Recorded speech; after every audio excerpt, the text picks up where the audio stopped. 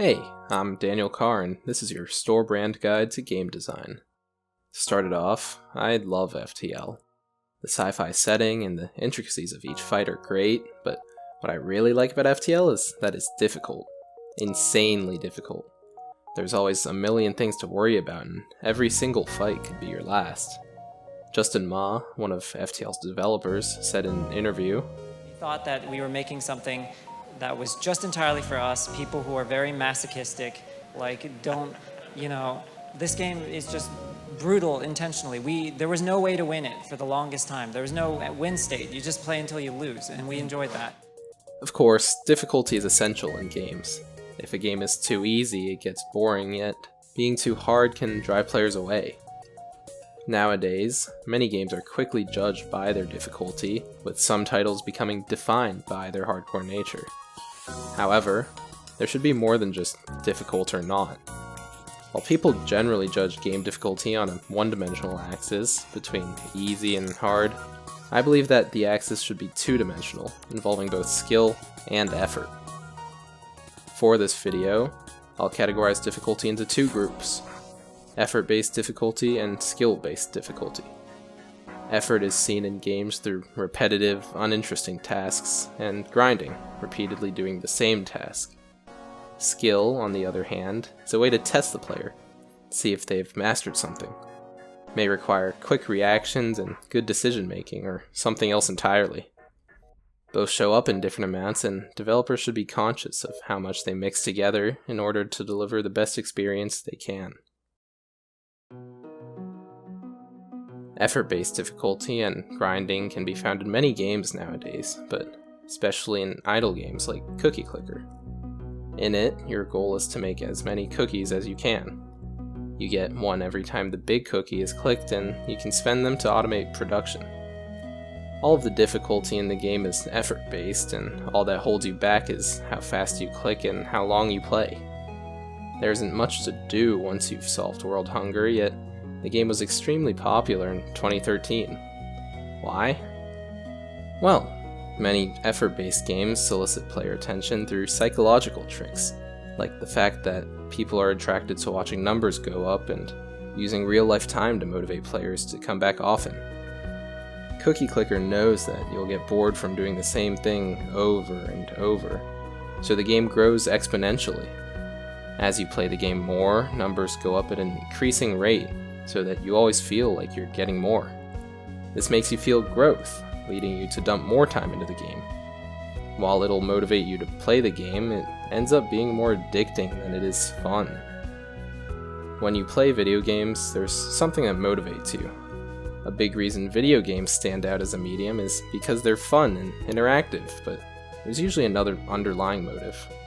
Maybe competition, creativity, or in many grindy section of games, curiosity. There's a promise of content just around the corner, and you want to find out what that is, but first you have to go do this for a few hours. In games like Cookie Clicker, the effort difficulty is just part of the experience. However, effort difficulty can be used in bad ways. Some developers are out for your money and take advantage of your curiosity. They create content and tuck it behind grindy gameplay, while offering a skip, if you pay them. The developers might make some money, but the extra effort makes the game a lot less enjoyable. Effort-based difficulty isn't always a bad thing, though. As a farming simulator, Stardew Valley is prone to feeling grindy. However, the devs have come up with many ways to beat the grind, one of the big ones being changing up what the player's focused on. In Stardew Valley, you're given the overarching goal of creating a great, beautiful farm, but something so distant will lose your focus quickly. Instead, the game gives you smaller goals to work on during each in-game day, installing a chicken coop, exploring the mines, and fishing in the rain. By having these smaller goals, the devs encourage you to prioritize what you think is most important, and you have to manage your time as a result. You only have so much time per day, and I'm sure most of us know that good time management is a skill. This makes the game different from Cookie Clicker because it requires skill. Creating your own plan and executing on it feels much more rewarding than waiting a few hours to buy another grandma. You feel like you've achieved something because you used your skills to do something.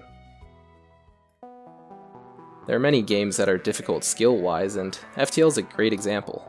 Just looking at this frame, there's plenty going on. You've got your ship here and the enemy ship here.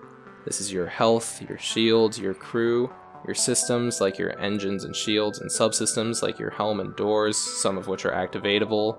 These are your weapons, here are your upgrades and ship menu, here's your FTL and sector map, and don't forget my man Cremedy. It's a lot. With all this gear, your overarching goal in FTL is to make it through all 8 sectors and stop the rebel advance. In each fight, you manage crew, power, and weapons, with the ability to pause time to make decisions. There are a lot of moving parts, and a large factor of doing well comes from knowing how to act in each and every situation. As such, it takes a lot of decision-making skills to not suck and flop on each run. Because of how challenging FTL is, many runs will end with your ship exploding and a big game over. However, each time you also learn and become more skilled, leading you to make more progress, letting you learn even more. You get closer and closer to the skill requirement until you're finally able to jump over, at which point a new challenger approaches and you're back to square one. While FTL takes skill, it also takes a lot of effort. You have to play a lot to get good. However, this is exactly what makes it different from the previous example of effort difficulty. The motivation behind playing is about improving yourself. In FTL, you constantly fail, and time is spent to escape from this failure. Game dev Darren Gray said that, when you win a game, you get a big sort of dopamine hit, but when you lose a game but you feel like you could have won, you felt like you're getting close to winning, or you had a particularly good run, you also get quite a big dopamine hit. Which shows that we're motivated to overcome these challenges. Each new run presents new scenarios to learn and improve from, and in the end, finally succeeding shows that you made it. When a game asks for skill, you often have to spend effort to gain it. This separates effort into 2 categories: grindy effort and learning effort. And this learning effort is the experience we remember when we play games.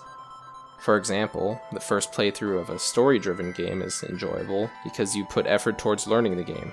The second time through, though, you already know everything, and the effort you put towards learning is replaced with grinding.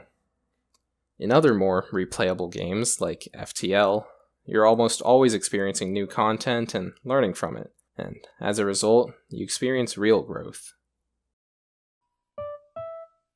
This dynamic between effort and skill isn't exclusive to video games. For example, while playing sports and instruments requires skill, a lot of effort is put into practicing. How you practice makes a big difference in how you improve. If you aren't interested in what you're doing, you won't make much progress, but if you're determined to improve and are focused in your practice, you'll become much better much quicker. Another subject this dynamic applies to is teaching and grading. Should we praise skill and good grades, or effort and hard work? Like how video games with high skill requirements motivate us to learn, teachers should focus on motivating students to learn. Students come with different talents and have different reasons to sign up for their classes. Some who don't know material put effort towards learning it, while those who know it might be forced to sit and grind through boring class assignments. Being able to identify what motivates students and delivering new and interesting material is important to keeping their focus. Of course, this is no easy task, and it's a big reason why giving students choice is so important, like allowing them to sign up for different flavors of the same subject. FTL's designers wanted their game to be difficult because they wanted players to feel accomplished as they master the game. Of course, every game is different and each has its own audience with their own reasons to play. When designing a game, it's important to consider how difficulty will affect the player's experience. Skill should be used as a method to test the player, while effort should be used to acquire the skill. Because, in the end, it's not about what you did, it's about what you've done. Here's where I would thank my Patreon subscribers and donators, but I don't have any, so this is really just here to round out the pacing. On a final note, I've dumped a lot of time into this, so thanks for watching and Have a day.